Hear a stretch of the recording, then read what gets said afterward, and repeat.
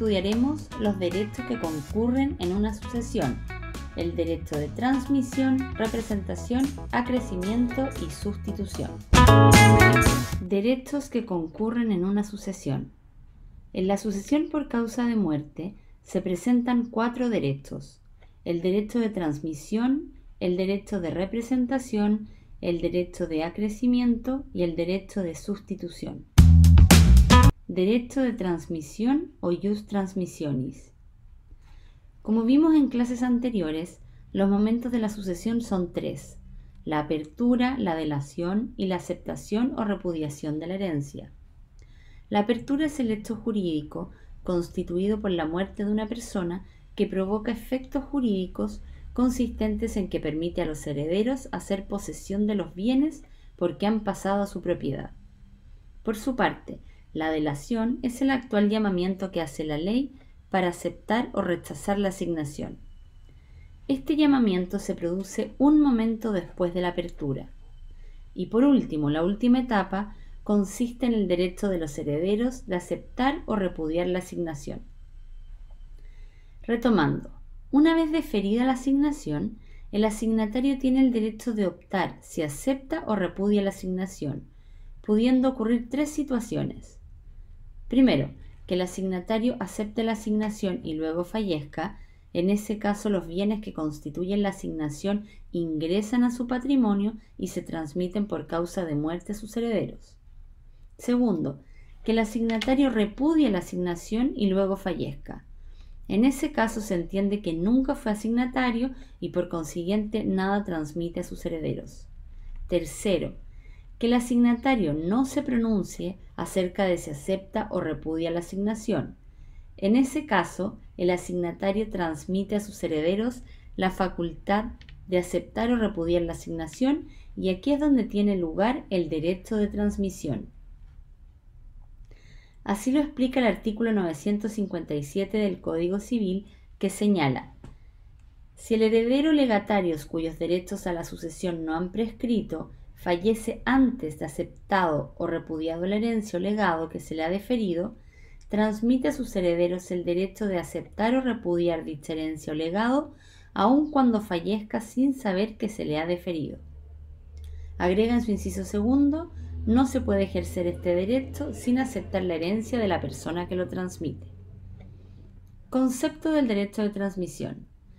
El derecho de transmisión se puede definir como la facultad que tiene el heredero para pronunciarse sobre el derecho de opción que tenía el causante, siempre que haya aceptado la asignación del difunto y que éste haya fallecido sin aceptar o repudiar una asignación.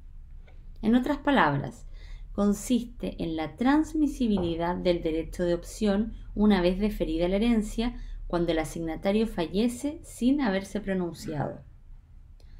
Personas que intervienen en la transmisión. El primer causante es la persona que deja una asignación, ya sea herencia o legado, a un asignatario. El transmitente o transmisor es la persona que recibe la asignación pero fallece antes de pronunciarse si acepta o repudia. Y el transmitido o transmisario es el heredero del transmitente o transmisor que recibe, por el modo de la sucesión por causa de muerte, el derecho de aceptar o repudiar la asignación. Características del derecho de transmisión. El derecho de transmisión no responde a una institución excepcional del derecho, sino que responde a la aplicación de los principios generales que reglan la sucesión por causa de muerte. El asignatario adquiere, por medio del modo de adquirir de la sucesión por causa de muerte, todos los derechos y obligaciones del causante, dentro de los cuales está comprendido el derecho de aceptar o repudiar una asignación que le fue conferida. 2. Es una forma de suceder que se denomina de sucesión indirecta o mediata, pues requiere de la intervención de otro sujeto para suceder, a diferencia de la sucesión directa, en que la persona sucede por sí misma al difunto. 3. El transmitido o transmisario debe ser heredero del asignatario que fallece sin pronunciarse de su derecho a opción. Solo los herederos adquieren la universalidad jurídica consistente en todo el patrimonio transmisible del causante, donde se incluye el derecho de opción. 4. En cuanto a la persona que fallece sin pronunciarse sobre su derecho de opción, es decir, el transmitente o transmisor, pudo haber adquirido por disposición legal o por testamento, y a su vez pudo ser heredero legatario del primer causante. En otras palabras, el derecho de transmisión se aplica tanto en la sucesión testada como intestada y a su vez se aplica tanto a las herencias como en los legados. 5. El derecho de opción es una asignación indivisible, es decir, el transmitido debe aceptarla entera o repudiarla entera. No se puede aceptar una parte y repudiar la otra. Sin embargo, si son varios herederos, cada uno puede aceptar o repudiar su cuota. Como se verá más adelante, si unos rechazan su cuota, no acrece la de los otros, porque el derecho de acrecimiento solo procede en la sucesión testada. Requisitos del derecho de transmisión. Requisitos que deben concurrir en la persona del transmitente o transmisor. Primero, debe fallecer sin pronunciarse.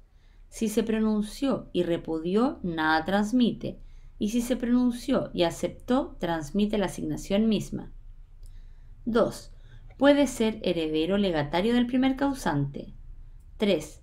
Es necesario que su derecho no haya prescrito, pues si ha prescrito, ha perdido su derecho y nada puede transmitir a sus herederos. 4. Debe ser digno y capaz de suceder al primer causante. Requisitos que deben concurrir en la persona del transmitido o transmisario. 1. Debe ser heredero del transmitente o transmisor. 2. Debe haber aceptado la herencia del transmitente o transmisor. No se puede ejercer el derecho de transmisión sin antes aceptar la herencia del que lo transmite.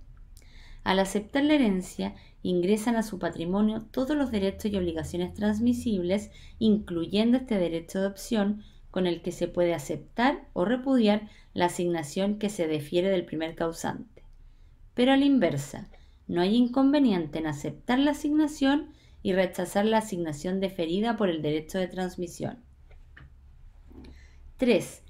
Debe ser capaz y digno de suceder al transmitente o transmisor.